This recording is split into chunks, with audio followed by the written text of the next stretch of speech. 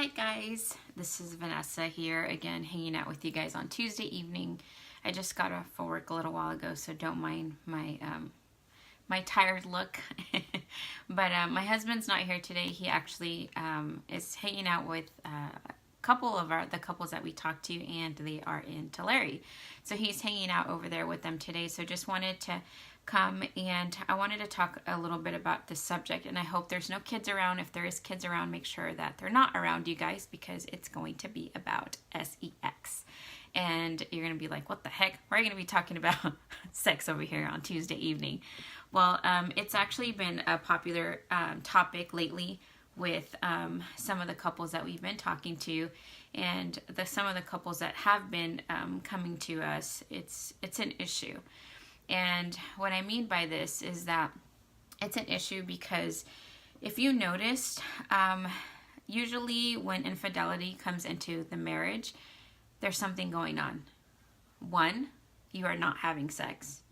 2, you are attracted to your husband or wife. 3, you don't even like your spouse at that moment. So these 3 things are happening, and the reason why people are unfaithful and they say, oh, I'm just not in love with you anymore, that's not really necessarily true. It's not that you don't love the person or that you fell out of love. It's just that you stopped trying. If you notice, like in the beginning when you are kind of dating, it's like suspenseful, like, are we going to have sex today? Are we not going to have sex today? Like, oh my God, he's sitting close to me. Like, oh my God, his leg just rubbed against mine. Like, his hand just rubbed against mine. And then what happens? We have kids, we have toddlers, we have work, and the intimacy is gone. The attractive part is gone. And, you want your husband to constantly be chasing after you, but he's done. Like, he's like, I'm married, we got a wedding ring, like we have a home, we have kids, like I'm set, I'm set. And we're constantly the ones that want that adventure, that mystery, and we want it, and we constantly want it bad. So what happens is that we want it and we don't communicate that very well, or we don't try as well, and then we're just like, okay, well, I don't want to have sex with you because you're not trying. And it's like an ugly cycle, and it just becomes an ugly cycle. And then before you know it, you're finding something outside of your marriage. You're finding something outside of, your husband and your wife. And what happened? It's because this new mystery man came in. There's this story where this guy, he texted this person that was doing couples counseling, and he told him, like, my wife used to come tell me, like, hey, let's get couples counseling. And I was like, no, this is dumb. It's for chumps. Like, I don't want to do this. And I just told her, like, one day, like, I'm leaving you. I found somebody new. Like, I want to be with this person. She makes me excited. We have sex all the time. Like, me and you, we don't even, like, sleep. We sleep with each other, like, maybe once a month, if that. Like, I'm done with you. She cried and said, please don't leave me. Like, we have a child together. Don't leave me. And he's like, no, I'm done. I'm done with you. So here comes years later down the road, he's raising somebody else's kids. He's upset, and he's texting this couple that they were doing counseling. He goes, man, I wish I would have came to you guys. I wish I would have listened. And now my ex-wife is getting married. She's happy. And the sad part about it is that I'm in this situation where I'm taking care of somebody else's baby. Like like I'm trying to talk to this baby's daddy, and this guy's like, if you come near me or my kids, like, I'm gonna, like, kill you. He's like, what? Like, kill me? Like, look at what I got myself into. My house, my ex-wife is happy. She's getting married. My daughter is calling somebody else dad. Like, that's killing me. And all because I just thought that there was something more better and new and exciting here somewhere else. And that's what happens to us. We assume that because this new, like, present comes, and we're just like, oh, this is much better. Like, when you look at your husband, he's over there scratching his stomach, like, watching Netflix or watching the football game, and you're like, oh, this guy's exciting, this one's not.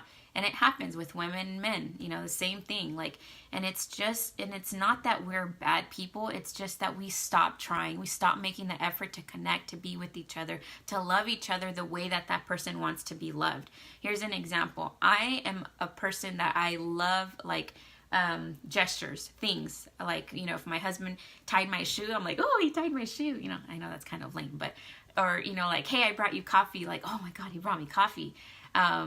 And my husband's like, oh, you brought me coffee, thanks. Like, it's not a big deal to him. oh my God, but tell him like, oh my God, you played that guitar so nice today. Oh, I loved it. Oh my God, his world just like, what? I did? Like, he loves, it's words of affirmation. He loves that. He eats that up. And I'm not used to that. I'm just like, oh, they're just words. But that's how he hears I love you. And how I hear I love you, it's the way that I speak it. So how does your husband speak that love language? What is his love language? There's a book that's called 5 Languages of Love. It's amazing. If you have it, if you have like Kindle or Amazon, order it and read it and find out how your husband or your wife loves to be loved. And practice this. Practice being in love. Practice loving each other, being there for each other. There is nobody else out there that you're not going to have to try. Eventually, you're going to have to try. Why not try with the person that you're married to, the person that was your best friend in the beginning, the person that that is the father or the mother of your child? Like, why not try with them? Why practice with somebody else that doesn't know you, that hasn't put in the years? Why not with your spouse? So tonight, if you are laying in bed with them, and you're just doing this and you're looking at him, you're not going to want to have sex if you're sitting on your phone just looking at other people's relationships and other people's stuff. You're not going to want to. Put your phone down.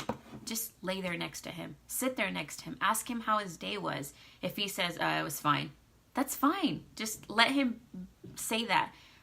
Start kissing him. Guys are physical. They are physical. They are simple. Like my pastor says, they're very simple. It's S-E-X, simple.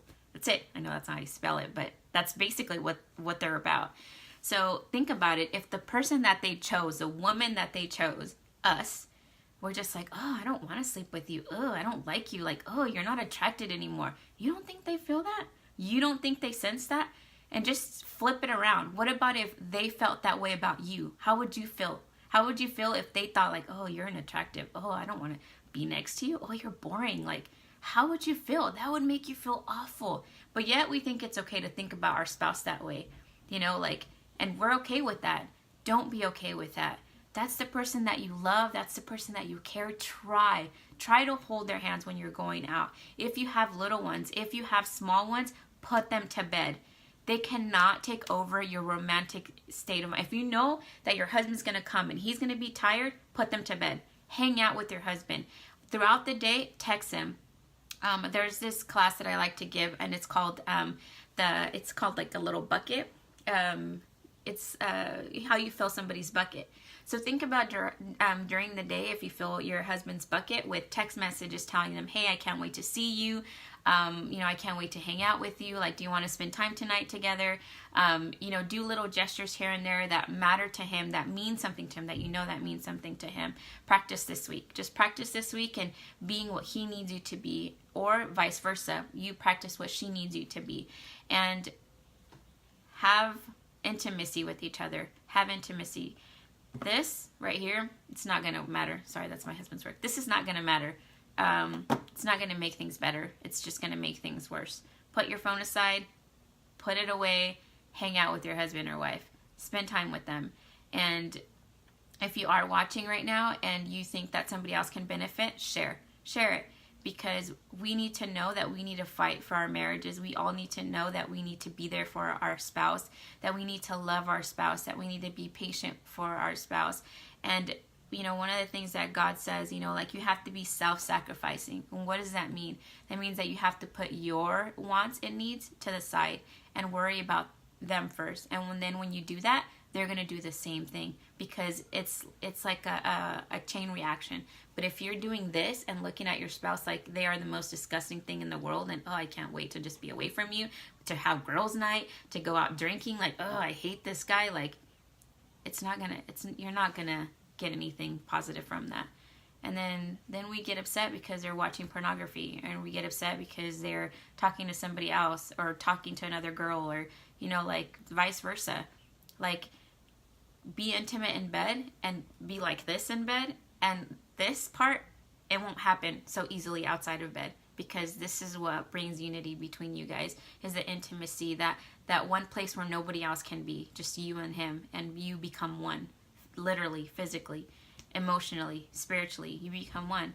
So practice that this week and think about when was the last time that you really just became one, and that you put the phone away before and after, that you didn't just pick up the phone right after you had sex. You know, think about it. Be with your spouse tonight. Sorry, I don't know what happened, but be with your spouse tonight. Spend time together. If you have any questions or any comments, just message me. You know, I have no problem in talking, and whatever we talk, it's between us. So don't worry about it, and you know, we're here to help. So you guys have a good night. I hope that you guys get to hang out with your spouses tonight and just love each other. Even if you don't have sex tonight, rub his head. You know, say like, hey, can I give you a massage? He's gonna be like, what the heck's wrong with you? It's like, I just want to love you. I just want to show you that I appreciate you and that I'm happy to be here for you and that I'm just happy that you're in my life. That's it. So you guys have a good night. Take care and have a great week. Bye, guys.